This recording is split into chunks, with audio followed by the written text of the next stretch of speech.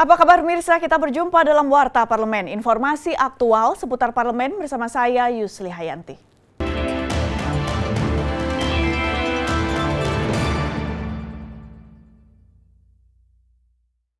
Panitia khusus rancangan Undang-Undang Pemilu DPR RI akan melakukan pengambilan keputusan terhadap 5 isu krusial pada Selasa pekan depan.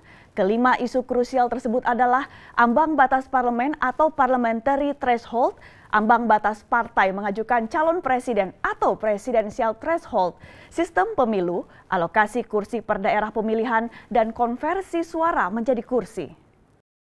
Ditemui di ruang Pansus DPR RI Gedung Nusantara 2 Senayan, Jakarta baru-baru ini, Ketua Pansus RUU Pemilu Lukman Edy memastikan keputusan isu-isu krusial tersebut akan diambil Selasa pekan depan. Jika nantinya tetap tidak menghasilkan kesepakatan, Lukman Edy menegaskan keputusan nantinya akan tetap diambil melalui voting. Lukman Edy mempersilakan masing-masing partai untuk bertemu satu sama lain melakukan lobby terkait 5 isu krusial tersebut dan berharap Selasa nanti seluruh keputusan telah mencapai kata mufakat. Masing-masing fraksi punya kewajiban untuk membuat pertemuan-pertemuan non formal, membuat pertemuan-pertemuan non formal sehingga nanti di hari Selasa itu hasilnya akan dibacakan di depan pansus, ya hasil dari lobby-lobby itu. Nah, kalau misalnya lobby-lobby sampai dengan hari Selasa itu tidak menemukan kesepakatan, kami sudah sepakat keputusan tetap harus diambil. Ya, dengan cara yang terakhir, itu tadi cara voting. Lukman menambahkan alotnya pembahasan revisi RUU Pemilu ini dikarenakan Pansus menghormati adanya keinginan fraksi yang ingin melakukan lobby menyeluruh terhadap 5 isu krusial tersebut, karena isu-isu tersebut tak bisa dibicarakan secara parsial. Sebenarnya saya sebagai pimpinan Pansus tadi berusaha untuk menggoda teman-teman juga. Bagaimana kalau yang paling berat dulu kita bicarakan nih soal presidensial threshold gitu. Nah, tapi kemudian ditanggapi oleh teman-teman yang lain, tetap harus menyeluruh membicarakannya. Siva dan Arif, TVR Parlemen melaporkan. Komisi 7 DPR RI meminta Menteri Energi Sumber Daya Mineral untuk segera mencari solusi yang tepat untuk mengatasi krisis keuangan yang dialami Pertamina karena berdampak pada terhambatnya proses pembangunan kilang baru. Di sisi lain, impor minyak mentah Indonesia diprediksi akan terus meningkat. Anggota Komisi 7 DPR RI Dito Ganinduto prihatin terhadap kondisi keuangan Pertamina, di mana secara akumulatif dalam beberapa tahun terakhir, tagihan utang pemerintah ke Pertamina hampir mencapai 40 triliun rupiah. Tunggakan utang itu terdiri dari beberapa pembayaran yang terkait dengan subsidi energi seperti LPG dan BBM. Menurut Dito, hal itu salah satu faktor yang mengakibatkan cash flow Pertamina menjadi terhambat, dan imbasnya Pertamina sulit mendapatkan pembiayaan untuk model pembangunan kilang baru. Padahal kebutuhan akan kilang baru bagi Indonesia sudah tidak dapat ditunda lagi. Ada masalah cash flow, yaitu di mana utang pemerintah kepada Pertamina itu sampai sekarang itu sekitar 35 triliun, hampir 3 miliar dolar. Ini yang menyebabkan keuangan Pertamina, cash flow Pertamina kurang bagus, sehingga Pertamina susah untuk mendapatkan pendanaan untuk membangun kilang. Anggota Komisi 7 DPR RI Catur Sabto Edy mengatakan, di tengah kesulitan yang sedang dialami Pertamina, sudah semestinya pemerintah khususnya Kementerian ESDM mencari solusi yang cepat dan tepat demi pembangunan kilang baru. Menurut Catur, kebutuhan akan kilang baru terutama di wilayah Indonesia Timur sudah sangat mendesak, apalagi diprediksi impor minyak mentah Indonesia akan meningkat mencapai 2 juta barel per hari pada tahun 2025. Itu harus ada redesign kilang di Indonesia secara keseluruhan gitu. Karena kita ini terlalu besar, tolong dibangun kilang-kilang tidak hanya Balikpapan, Cilacap, Balongan gitu aja. Tetapi di Indonesia Timur itu kilang Kasim itu diberdayakan gitu.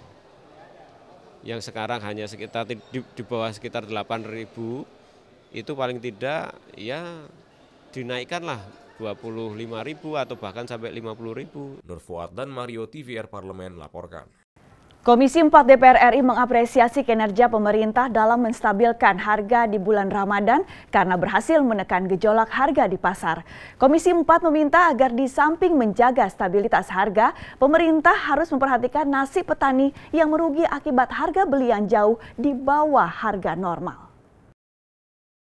Komisi 4 DPR RI menggelar rapat kerja dengan Menteri Pertanian Amran Sulaiman Direktur Utama Perum Bulog Jarod Kusumayakti, Satuan Tugas Pangan Brigjen Polisi Rikwanto, Sekjen Kementerian Perdagangan Karyanto Supri, Kementerian Kelautan dan Perikanan, dan Komisi Pengawas Persaingan Usaha. Wakil Ketua Komisi 4 DPR RI Daniel Johan mengatakan Komisi 4 memberikan apresiasi penuh terhadap kinerja pemerintah dalam menjaga stabilitas harga dan pasokan pangan selama bulan Ramadan hingga menjelang Hari Raya Idul Fitri. Meski begitu, Daniel menekankan pemerintah harus tetap memperhatikan nasib petani, khususnya petani bawang putih. Karena demi menjaga stabilitas harga, banyak petani bawang yang mengalami kerugian akibat murahnya harga beli di tingkat distributor. Jika hal ini terus berlanjut, petani akan enggan menanam bawang dan berpindah ke komoditas lain yang lebih menguntungkan. Hari ini harga lumayan stabil, ada kenaikan masih dalam tingkat normal. Kita berharap H-7 dan H+7 Lebaran pun harga sama. Tetapi yang harus kita jaga adalah juga ada keseimbangan harga antara harga konsumen dengan harga di petani. Nah, dari seluruh komoditi cukup relatif oke, kecuali bawang. Malah bawang itu sekarang ini saking berhasilnya menjaga harga, justru menjadi harga di tingkat petani menjadi sangat kasihan. Kemarin sudah saya telepon langsung Pak Menteri, kita komunikasi, itu harus dipikirkan banget sehingga petani tidak rugi. Kemarin sampai cuma 8.000 per kilo. Anggota Komisi 4 DPR RI Mahfuz Siddiq mengatakan harga yang relatif lebih murah dibandingkan tahun sebelumnya harus diapresiasi sebagai bentuk kerja pemerintah melalui terobosan Satgas Pangan. Mahfuz meminta pemerintah juga terus meningkatkan produktivitas petani guna kemandirian pangan sehingga harga yang stabil dibarengi dengan kesejahteraan petani dan berkurangnya impor. Yang terlibat dalam Pokja ini, dan secara umum kami melihat memang ada efektivitas dari kerja Pokja ini ya. Di mana mulai dari ketersediaan pasokan pangannya, lalu kemudian gejolak harganya juga relatif lebih terkendali dibandingkan 1-2 tahun sebelumnya ya. Jadi secara umum kami menilai di Komisi 4 tim ini atau Pokja ini sudah bekerja secara efektif. Walaupun masih ada di lapangan, misalnya dari hasil kunjungan kerja spesifik kami beberapa waktu lalu, tetap masih ada saja gejolak. Ayu dan Rifki, TVR Parlemen melaporkan. Demikianlah Warta Parlemen kali ini, sampai jumpa pada Warta Parlemen berikutnya. Terima kasih atas perhatian Anda, saya Yusli Hayanti, wassalam.